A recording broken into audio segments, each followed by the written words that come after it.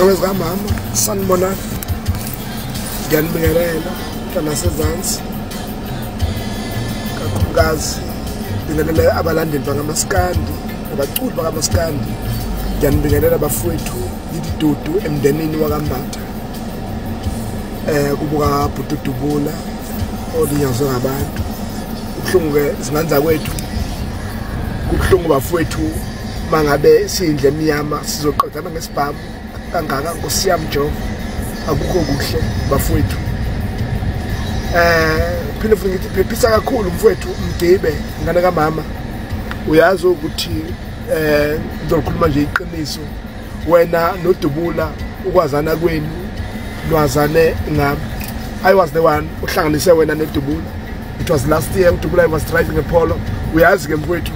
ngaso sikhathi ukuthi ke na izimo zazithini ngaso sikhathi kuze ngihlanganise wena noDubula bafowethu phephisa sanokuthi ke izingane zikamama bantu bami angisho ukuthi ke na mhlawumbe uDubula ulinyazwe ezinye zezinto ebesikhuluma la ku social media asisazi isizazakhe uyabona kodwa abantu bami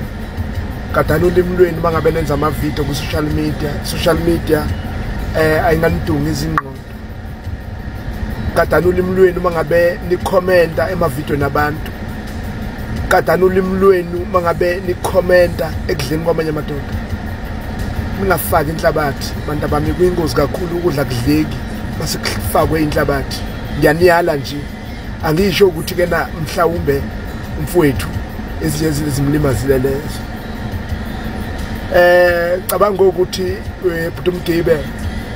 uzongifakazela ngane kamama last week or last week I called you ngathi mfowethu nginombono omubi ngoDubula Dubula uzonginyazwa ngabantu ngibuka abantu abazingela ukuphila kwakhe tshela ukuthi akaziqoqe nama ngazi ukuthi kanjani ngiyakubona ngasasikhathi xabane nabafowethu uBhuti Mavava Sikhakhane no I didn't comment ngalokho kodwa ngabuka ukuthi ke na ube wrong but I didn't comment this is also ukuthi ke na ngabona inovele ayiyona ingozi lento kuyena umfowethu kodwa angaphinda yenze lento I didn't comment about it but I do comment about 2 weeks or last week uMdibe uzongifakazela I call him ngathi fonela uDubula mfowethu cela aziqoqe ngani ngoba ngibuka abantu abazingela ukuphila kwakhe kubo bonke abafowethu abashaya abantu la ku TikTok nakumanye ama social media siqoqeni izingane kamama kodwa Mdibe mfowethu uyazi ngabe kade ngakutshela mfowethu kube mhlawumbe khona abantu abazingela ukuphila kwakho kodwa ngaze ngizitshele lokho mfowethu cabanga ukuthi ke na bonke abantu usuxabana nabo suke ningaxabani ngoba nixabana mhlawumbe nisuke nixoxile nabo angithi uyayibona indaba ingakho ngalibona ithunzi elibi kodwa ke umuntu bafowethu engizocela ukuthi ke na ngimdonse ngendlela engibuka futhi ithunzi kuyena siqiniseko bhuti angikwazi siqiniseko kana kamama ngikwazi angaze ngihlangane nawe kodwa uNkulunkulu uthi angitshela ukuthi bhuti ziqoqe ngane kamama